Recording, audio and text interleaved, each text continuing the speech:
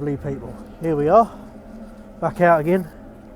To be fair guys, I'm not going to lie to you, I've had a few sessions, started filming them and then decided not to post them because they were pretty shit, to be honest. So here we are, Gravesend. I'm not quite sure where, to be honest. I know it's around by the B&Q, Halfords, so around the back of that. It's quite a nice little place actually. Nice little car park. Pull the car right up to the wall, jump over, you've got a nice little platform to fish off of. And so far, what I figured out is really deep water. You don't have to cast far at all here. I mean, 50-60 yards, you're in quite a depth of water.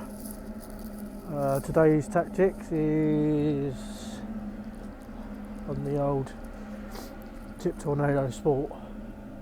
I've got Peter crab on a pulley pennel,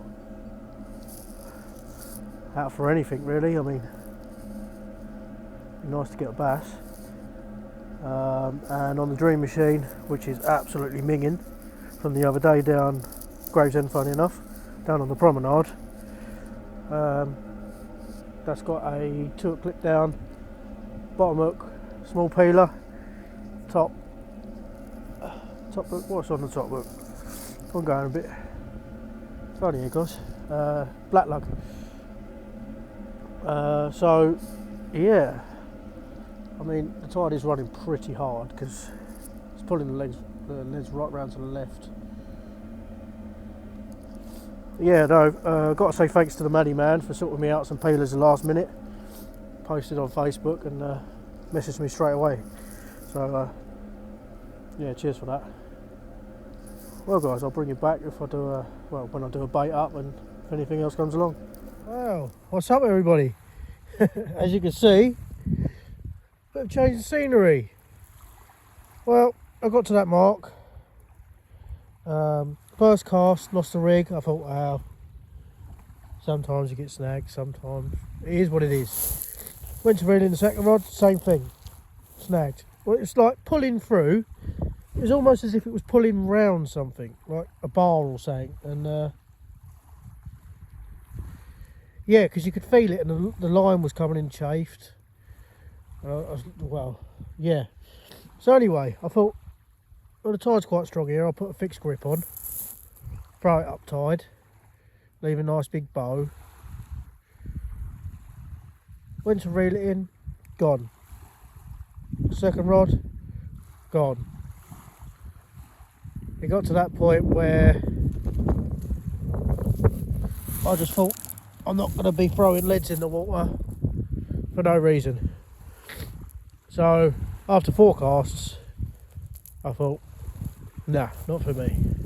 So I'm making the trip to Sheppey. I mean, fishing the wrong tide, it's going down, and they're really small tides this week, but I'm on I'm going from days to night shifts this week, and what better way to get into the swing of nights than to come out for the night. Yeah, so I'm on Barton's Point, good old faithful place. It's local for me. I mean, from Gravesend to here, it's not exactly a 5-minute journey, but hey, we're on the beach now.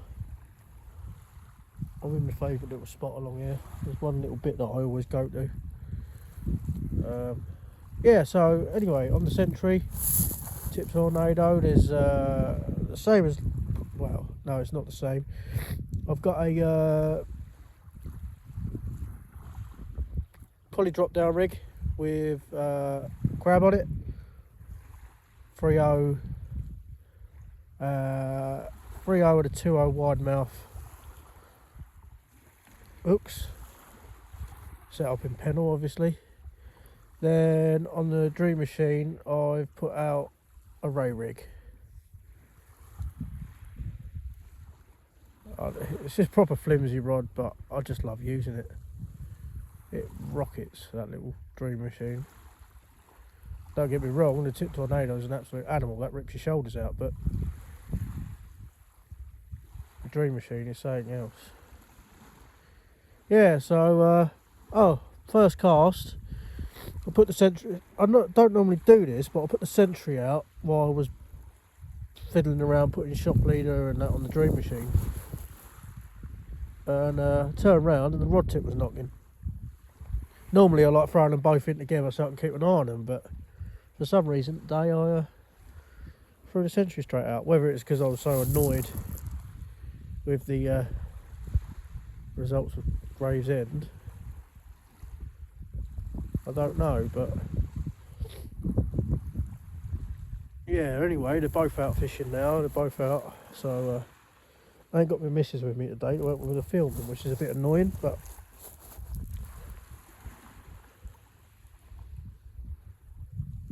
hopefully, guys,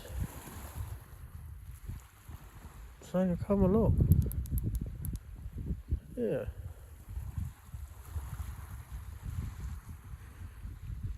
Bloody flies down here at night though. I have to keep turning your head torch off because they follow you everywhere. But yeah, where is it? Also trying this stuff I picked up from Medway Tackle. Come on, focus. There we go.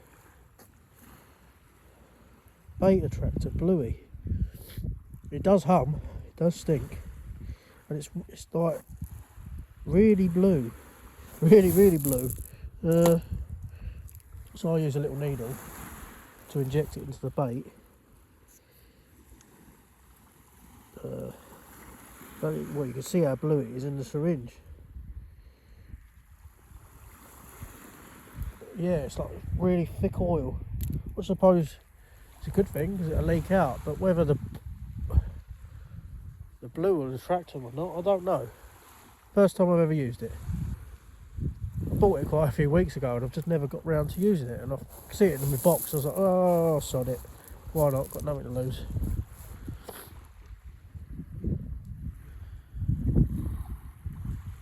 Yeah, I think there's another bloke fishing down further. There's someone with an oggy on the go up there.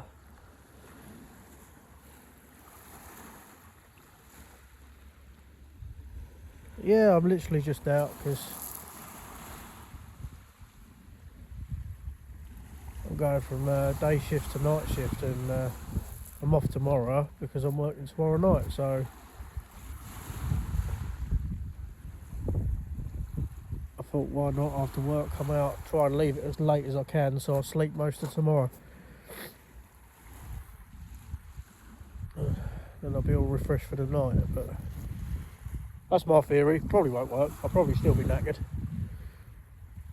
I always am bloody tired. Yeah.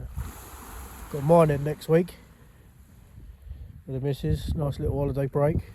She said I can fish. So I'll try and get a video down there, and she'll be with me, so I'll be able to film something decent. I want to say thanks to you guys as well for the subscribers and the views on that last place video. It's my best yet. It don't sound a lot, but for me it is, because it's the highest I've got, 1.2k. I'm well happy with that. And it was like it was almost, it was sitting on 900 for about 3 or 4 days, and all of a sudden it just shot straight back up again. Just ask my missus, I'm addicted to looking at the numbers on it. I just like seeing what you guys like, what I fish for. So far, oh bless me guys, so far the place and the smooth hound are your top likes. So like I said, I'm going to hit the smooth hound hard this year. I've never fished Minehead, never, so I don't quite know what to expect, but what I'll probably do is go in the tackle shop down there, see what's happening, see what's coming out around there, and then we'll go from there. But everything I've been reading online is saying rays, hounds, bass, and they're still getting cod, which is, it baffles me, but they're still getting decent sized cod.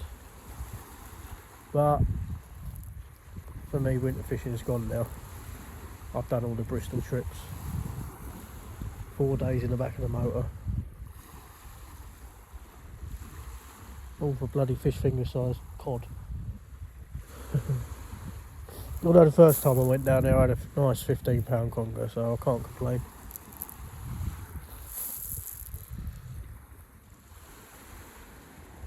But yeah, this is really nice down here as well. I mean, I don't know, for you that haven't been here, the car is literally parked up there. There's a nice little wall, and the wind's coming straight over the top of me, straight out. So it's perfect really, the car's literally just there, so if I've forgotten anything I don't have to worry about hiking miles back. Yeah, bait bucket. Notice how all my rubbish is in the bucket. Keep your rubbish to yourselves. It's one of them bugbears of mine, it really does annoy me.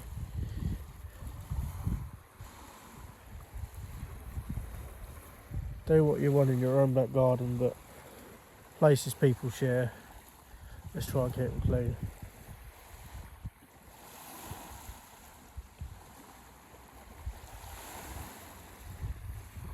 Well,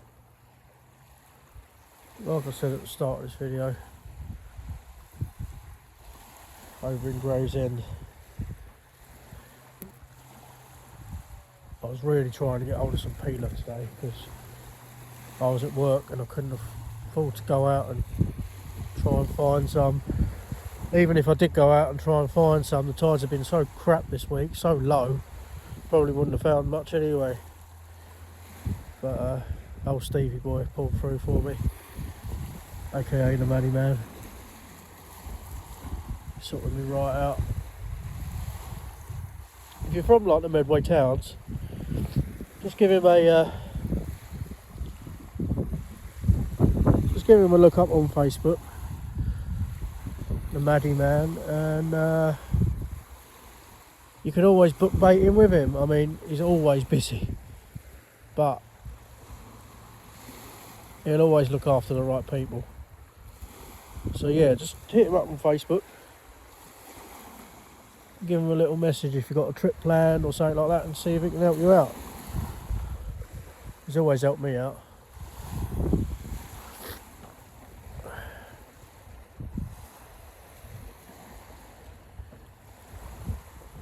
Right, I'll bring you guys back in a bit. I'm getting a dead arm holding this phone. Sweet, here we go.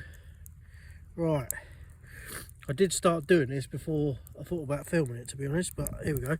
Right, so that's what you call a tinny, softy. See, can you hear it? Basically he's just peeled and his shell's still soft. What I like to do with these, you can see what I've done there. So I've put the hook through the back sockets, straight through. Then these legs hold up here against the line. Get your baiting elastic. Where is it? There it is. And just start wrapping. Move that claw out of the way. Now what I normally do with these tinnies is just give them a little squeeze. That sort of, if you like, activates the scent coming out, sort of breaks them. This is just my theories anyway, guys. I'm not telling you have to do exactly like this. And wrap it nice and tight. Pay attention to that eye or that hook, because that's what's going to stop that hook from spinning. Make your way down, and then I normally fold these back legs in on themselves. Start going round, just so it's like a nice little bite-sized portion. Now if your hook does still twist like that, you can go round the hook, back round on itself, round again, back round on itself, and you can just do that a couple of times, and that should basically stitch, there you go, stitch that hook into place. Now with these legs and that claw, some people take all the legs and claws off, but I like to do this. Hold it against the line, work your way up.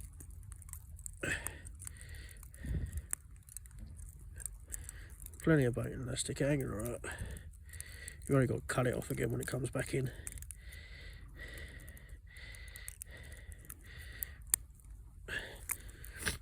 Pennel hook. Now this is why I put these legs up the line, because then you can slide that pennel hook down and put it through the legs and through the bait and elastic, so that holds that nice and firm. That's basically how I do a crab bait. There's loads of different variants. I mean, if you've got a proper peeler where you can peel the shell off, then obviously peel the shell off. A lot of people remove the lungs, but I don't bother, because it's not like they're doing that at sea, is it? They're not picking and choosing, they're just waffing the whole lot. So yeah, that's my basic crab bait.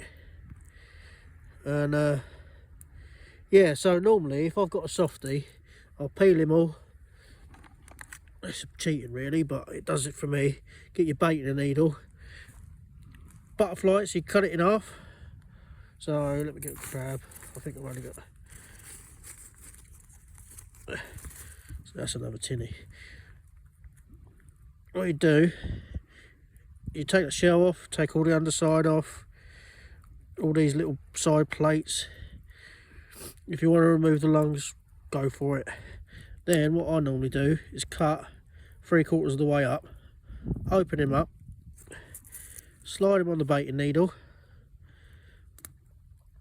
and then just start wrapping. That way you can slide him up over the hook, over the eye of the hook, and then a little bit more elastic just to keep him there. I mean, generally speaking, for hounds, I don't normally use a pennel, but I wasn't really set up for this session, so I've only got pulley dropper. But yeah, that's my basic crab setup.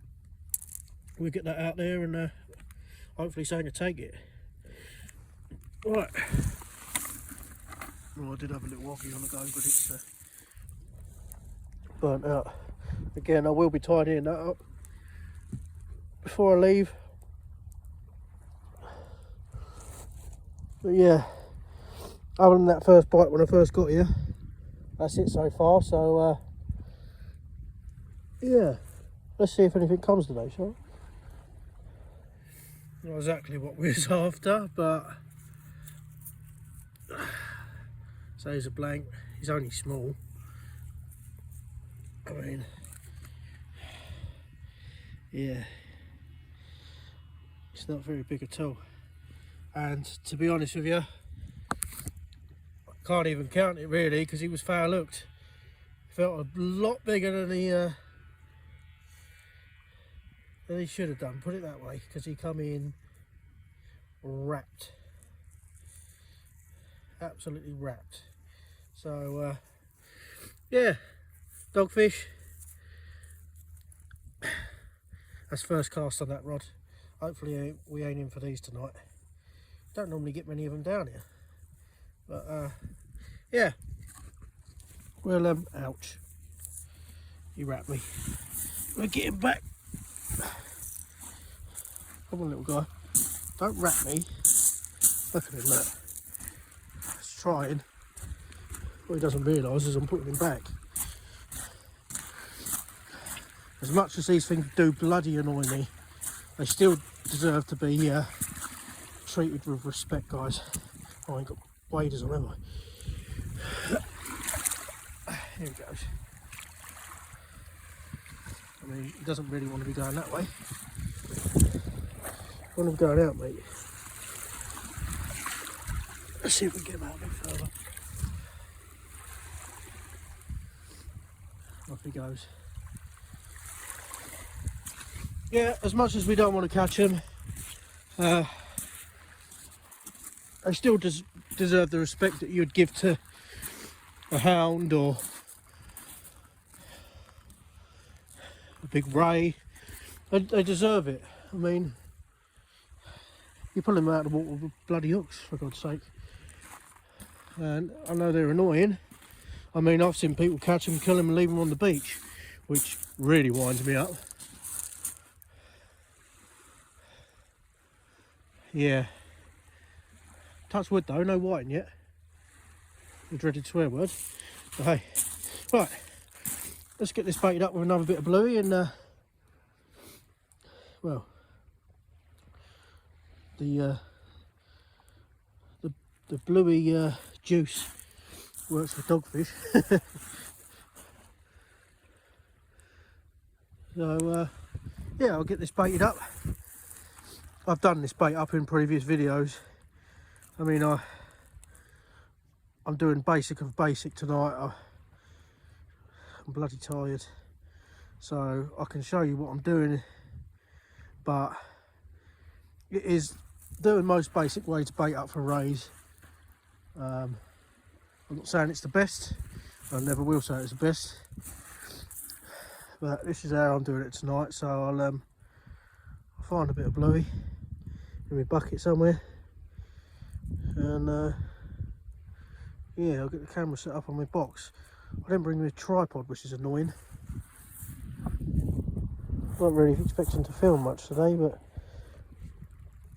yeah, I'll get a bit of bluey out, guys, and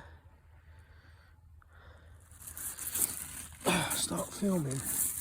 Well, if I can find it now, I'll just keep the camera on. There it is. There's that. This is what's come back. So there's plenty of crabs out there, because I very much doubt that dogfish is at all that and just left the spine on. Yeah. Right, let's see if I can prop you up on the box. There we go. What I was saying about imps in my other video. Look, cheap one. The imp's gone. Always the way. Right, so you got loads of leftover bait and elastic on there. I mean, I've seen people use knives, but I do like my trusty old scissors.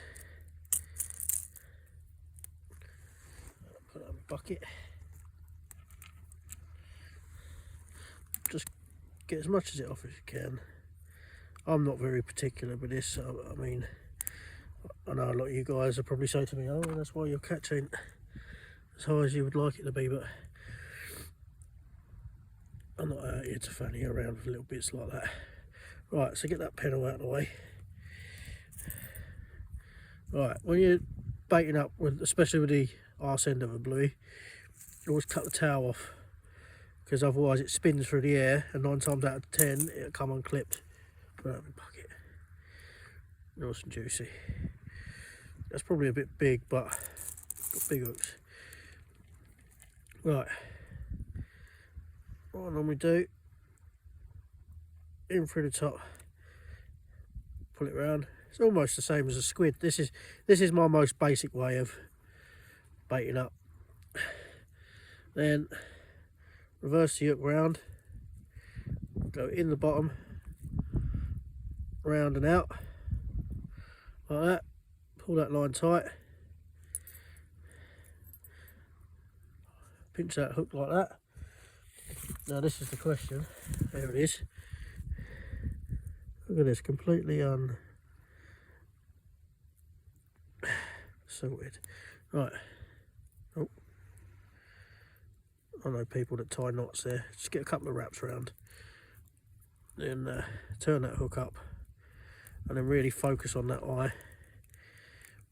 Just twist it again, and not, because that, keep that in place. Work your way down like that. And then again, if that hook's still turning, round that way a couple of times, and then around that way. So you're just sort of stitching it in place like that.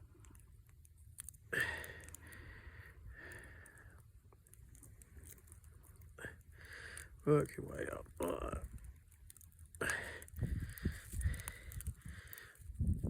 You don't need to go mad at this top end, but I like to put just enough to hook the hook behind the pintle hook. Nice and tight. I mean, with a bait that size, ideally you'd probably want a 6-ounce lead to stop it jumping out.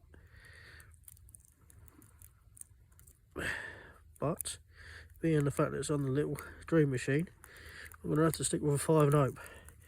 Right, we got that far. That is a massive bait, to be fair, but hey, I've got to use the bluey this session. Right, 1, 2, 3, through the bait, pushing your fingers the other side, and then pull that line nice and tight.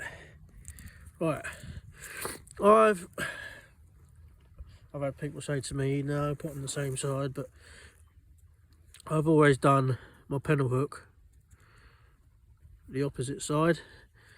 I've always done that, and it's just something that I always will do.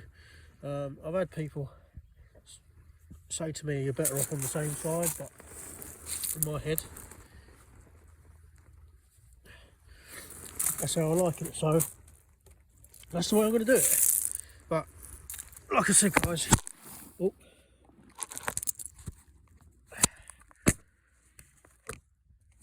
like I said, don't take everything I say as gospel. Right, the bluey stuff, just pull a bit out. It is really thick, so it takes a while to fill up the syringe. So this is new to me, so I don't actually know exactly how much to use, when not to use it. I don't know. It's just something that I see in the tackle shop. I thought, well, give it a go. Mick mentioned it at Midway Tackle, so in fact I asked him if it worked, and he said he's going to try it. So, alright, so you got your bluey. Just pierce the needle into the centre. Just slowly inject, and again down the bottom.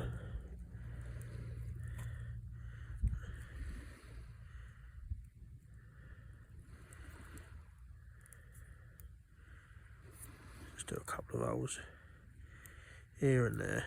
This is the way I'm doing it. Again, don't take this as gospel, because I don't know. So it's all oozing out the end there. That is really blue, that stuff. I mean, look at my hands. Where's my towel? There's my towel. Right, let's see if I got another in. I did have. What I've done with it is a different story. Here we go. Right. Oh, that one's broke as well. Nice. Right, in that case then, what we do is we'll undo that. Take that off of there. Gonna have to lift you off a minute, guys. I'm not losing a lot of gear here, so well, I ain't lost any yet. The main reason I use the imps is so I don't have to worry about what lead I pull out of my box, because these are impact shield ones. I'm my normal go-to, but whenever I buy a job lot, there never seems to be many in there. So that's that sorted. Obviously, it's a really short. Oh God, not the most agile person. Right, athletic, should I say? Really short pulley. So that'll obviously clip in there. That line will pull down tight. For you that don't know what a pulley panel is, so it's basically the way I make my short ones, 80-pound line all the way through. So you'll have your weight clip, any weight clip you want, these little rubber beads, I think they're Tronics, and another little bead to stop it sliding through. So we follow that up, to a Gemini pulley bead, pulley swivel, whatever you want to call it, and then that line comes back down. There's a crimp there with a bead on it. That line comes back down to your pulley. So basically, if a fish takes this bait, it can lift the lead, clean out of any snags, and it's almost self-hooking because they can run with it, and as soon as it stops, that's it. 9 times out of 10 you've got the rod by then anyway. But that's the basic pulley. That's the sort of thing I'd use down Bristol, to be fair. Sometimes even shorter than that. It's, what would you say that is, about 1.5 feet? Yeah, normally I'd go down to about 1 foot in Bristol, but this is nothing like that, so I don't know why I'm even talking about it. Shop cleaners, why I wonder why I've got them out. So for the Dream Machine, Sonic, £50 shot cleaner, because, well, it can only take up to a 5 ounce. And then for the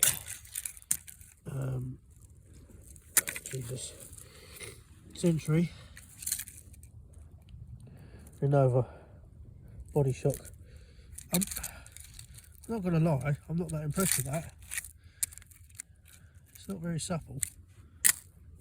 It knocks all the way through the ring eyes on the cast, so yeah, thummy, made out of a bit of old inner tube.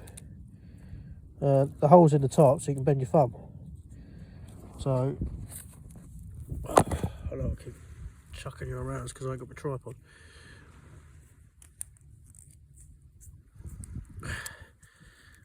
Nice and simple. Bend your thumb, protects it during the cast, because that leader knot does hurt if you catch it. Right, let's get this out then, and hopefully something come along. Wow, turned out to just be that dogfish. I'm absolutely shattered. Done all day at work and straight out. Really gutted about Gravesend and that mark I chose being so snaggy, because it's such deep water there. Such deep water. Flying here.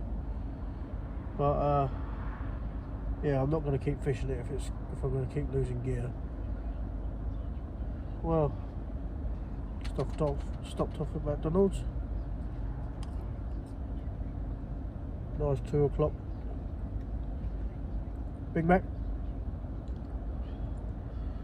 Got to head home and get in bed. Well needed. Alright, cheers for watching. Thanks for all you that are liked and subscribed. I know this video is not going to be all that, but it's a gap. I mean, I probably won't be able to go fishing now till next week when I'm away because of the nights. I'm seeing the missus. So yeah, till then guys, tight lines. Next time you see me, we'll be down Minehead again.